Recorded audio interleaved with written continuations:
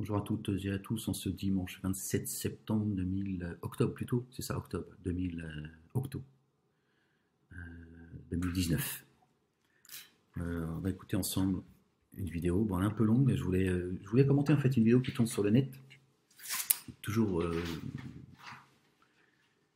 on voit toujours les gens de la communauté dite musulmane toujours voilà, se réjouir de voir une femme voilée sur un plateau de télé. Et selon eux, qui auraient fait taire les contradicteurs, etc. etc. Bon, voilà, toujours la même chose, ça fait 20 ans qu'on parle du voile, et vous n'avez toujours pas compris que le voile est un des outils du diable, qui ont fait de vos femmes, de vos sœurs, de vos filles, des éternelles étrangères, mais que voulez-vous quand on a une surdité dans les oreilles, un voile devant les yeux, moi je peux rien pour vous, hein, je guide personne, j'égare personne, d'accord.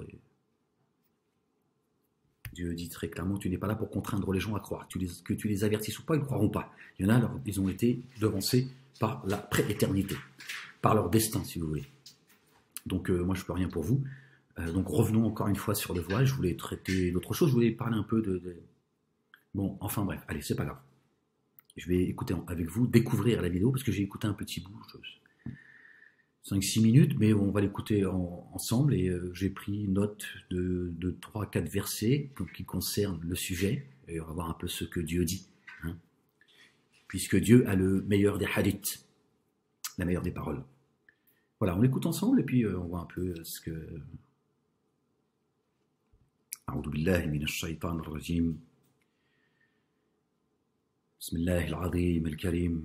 Alif, lam, mim, ha, mim, ain, sin, qaf. Nous, aujourd'hui, vous êtes consultante en gestion de projet. Donc vous êtes dans une société. Alors non, je travaille à mon compte, donc je travaille avec des clients. J'ai travaillé pendant 4 ans. Vous avez reconnu Pascal Pro sur CNews.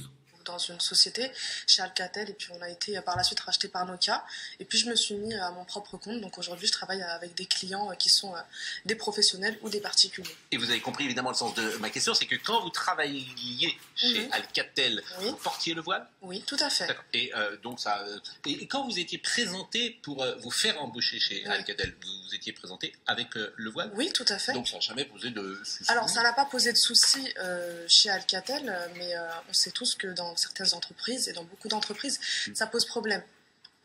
Il y a certaines entreprises dont le règlement intérieur, tout simplement, proscrit le port de signes religieux. Vous vous rappelez l'affaire Babilou?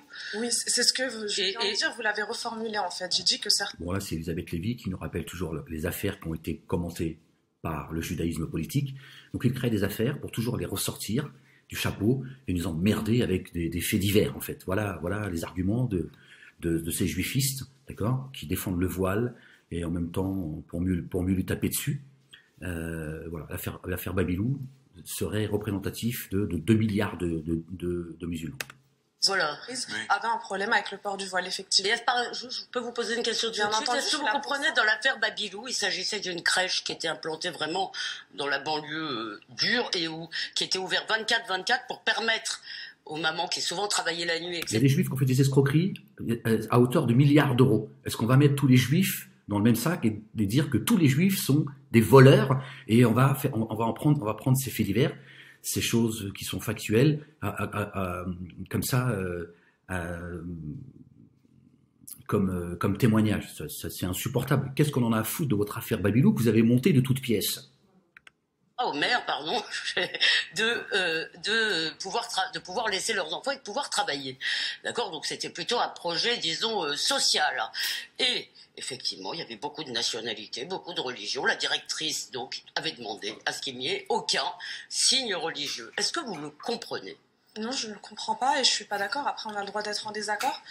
Personnellement, j'ai travaillé pendant plusieurs années avec mon voile, et puis je le disais tout à l'heure, il y a plusieurs entreprises qui n'ont pas de problème avec ça. Donc, effectivement, on a le droit d'avoir des désaccords, et puis vous le soulignez tout à l'heure, mais je ne comprends pas et je ne suis pas du tout d'accord avec cette position.